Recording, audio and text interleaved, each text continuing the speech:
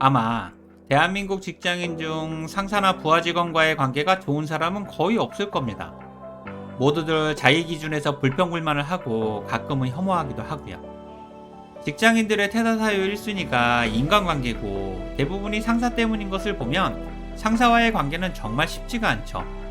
특히 상사와의 관계는 항상 적당한 거리를 유지해야 한다고 말하는 사람들만 있을 뿐 얼마가 적당한지는 아무도 이야기하지 않고요.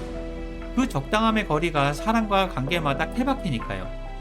그리고 저는 상사와의 관계는 너무 멀면 얼어 죽고 가까우면 타 죽는다고 생각합니다.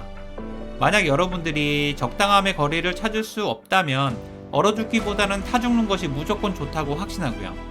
그래야 상사와의 관계가 1%라도 좋아질 가능성이 생기고 인정을 받거나 승진할 확률이 올라가거든요. 그러니 상사를 사랑하거나 좋아하려고 노력해 보시고 그래도 마음이 가지 않으면 살짝이라도 웃을 수 있는 관계 정도는 유지하세요. 하지만 현실은 서로 웃는 게 아니죠. 상사는 착각을 하고 부하 직원은 진실을 말하지 않고요. 사실 보이는 게 전부 진실도 아니죠. 그래서 서로 상처를 주는 관계가 되면 둘 중 하나는 회사를 떠나야만 하고 대부분은 부하 직원이 떠나게 되고요. 그렇다면 여러분들은 지금 상사와의 관계가 어떻습니까? 상사나 부하 직원 모두 좋은 관계이고 싶지만 그게 쉽지만은 않죠. 회사가 기대하는 성과와 역할이 다르니까요. 상사는 부하 직원과 함께 성과를 만드는 실력과 리더십이 있어야 하고 부하 직원은 상사와 소통하고 함께 할 수 있는 팔로우십이 있어야만 하죠. 하지만 현실은 서로 생각이 너무나 다르고요. 그래서 오늘은 상사의 착각과 부하 직원의 진실이라는 주제로 이야기를 해보려고 합니다.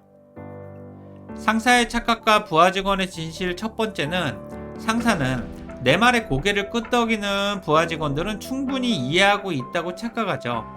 하지만 부하 직원들은 상사가 하는 모든 말들을 이해하기보다는 지금의 상황만 모면하면 된다고 생각하고요. 그리고 부하 직원들은 상사의 말을 무조건 이해하는 척을 해야만 합니다. 상사에게 다시 물어보면 뭐라고 하거든요.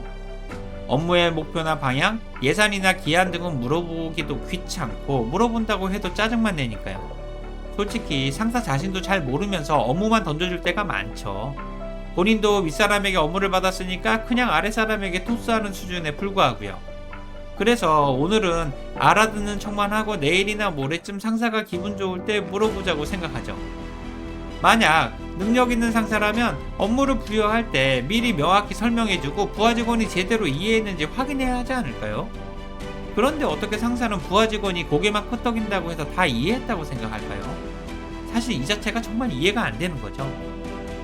상사의 착각과 부하 직원의 진실 두 번째는 상사는 부하 직원이 가장 듣고 싶어하는 말은 칭찬과 격려라고 착각하지만 부하 직원이 상사에게 가장 듣고 싶어하는 말은 나 내일 교육 간다, 휴가 간다, 출장 간다라는 말들이죠. 쉽게 말하면 상사가 꼴 보기 싫은 거고요. 그래서 휴가 기간은 상사와 절대 겹쳐서는 안 되고 교육이나 출장도 같이 가기 싫어하죠. 원래 출근이 지옥인 이유가 상사 때문이잖아요. 상사만 없으면 마음이 편하니까 평소보다 업무 집중도 잘 되고 아이디어도 샘솟죠. 이런 상황에서 상사의 칭찬이나 격려는 전혀 기대하지도 않고요. 상사가 그냥 사라졌으면 하는 생각으로 가득하죠. 게다가 상사의 칭찬과 격려는 서로 간의 신뢰가 없기 때문에 오해와 어색함이 공존하고요. 상사의 칭찬이 혹시 나를 돌려가는 건가? 라는 생각이 들기도 하죠.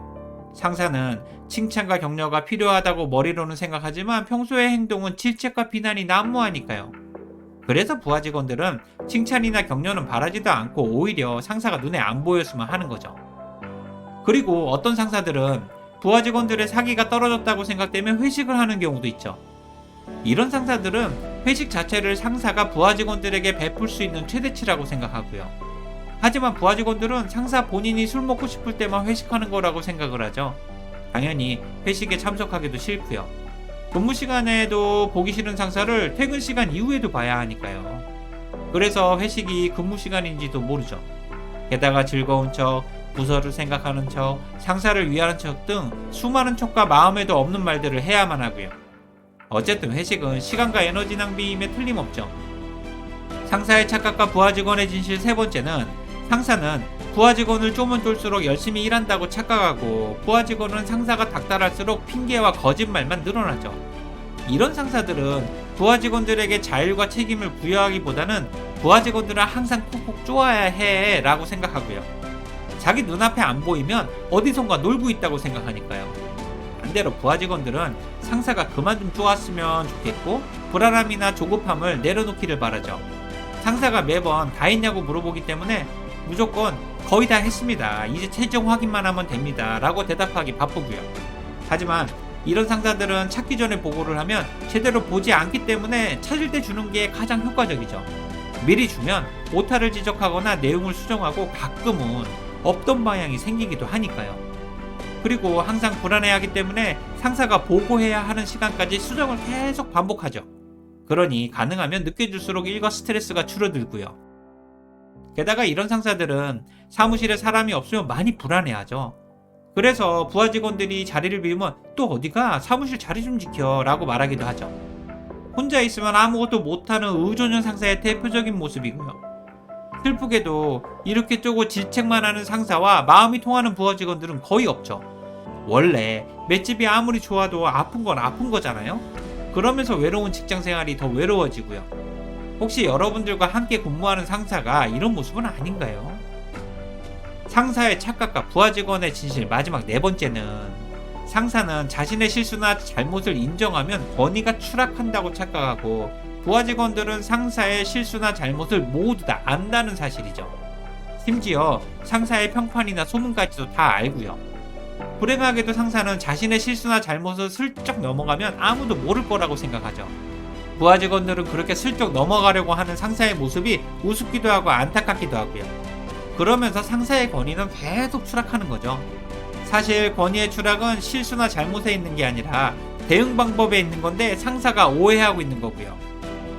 그리고 부하 직원들은 상사의 과거 성과나 경력에 대해 존경한다고 생각하죠. 술자리나 회의 때마다 항상 이야기하니까요.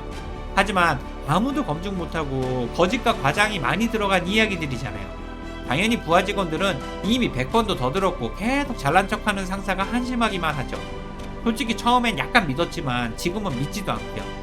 그래서 가끔은 상사가 참 외로운 사람이자 안타까운 사람이라는 생각이 들기도 하죠. 그러면서 동시에 아니 과거에 그렇게 잘했다면 지금은 왜 이렇게 된 거야? 라는 생각이 들기도 하고요. 지금까지 상사의 착각과 부하 직원의 진실에 대해 이야기를 해봤습니다. 물론 이 이외에도 상사들의 어처구니 없는 착각들이 많죠.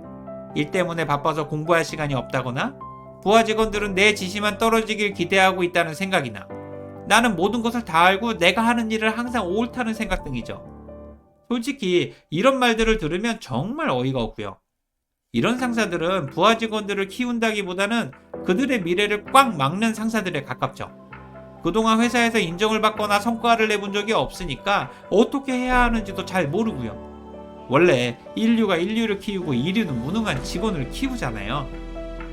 그리고 안타깝게도 이렇게 형편없는 상사 밑에서 성장한 사람들은 상사와 한묶음으로 생각되는 거고요. 그래서 타부서로 이동을 하면 그동안 누구랑 함께 근무했니? 라는 물음에 A팀장입니다 라고 말하면 아 그동안 고생 많았겠다, 그래도 업무는 잘하겠네 라는 말을 듣는 사람도 있고, 아 업무를 처음부터 다시 배워야겠네 라고 말을 듣는 사람도 있죠. 그래서 직장생활은 첫 번째 직장 상사가 가장 중요하다고 말하는 거고요. 어쨌든 상사와 부하 직원은 같은 공간에서 근무하지만 서로의 위치와 생각이 틀리기 때문에 착각을 많이 하죠. 어쩌면 착각이 아니라 오해일 수도 있고요. 서로 간에 이해와 공감, 배려가 있다면 이런 착각들은 점점 사라질 겁니다. 앞으로는 상사 때문에 퇴직을 선택하는 것이 아니라 멘토를 선택하게 되는 그런 관계가 되었으면 좋겠고요. 오늘 내용에 공감이 되신다면 구독과 좋아요를 부탁드릴게요. 지금까지 직장스쿨 인지였습니다. 고맙습니다.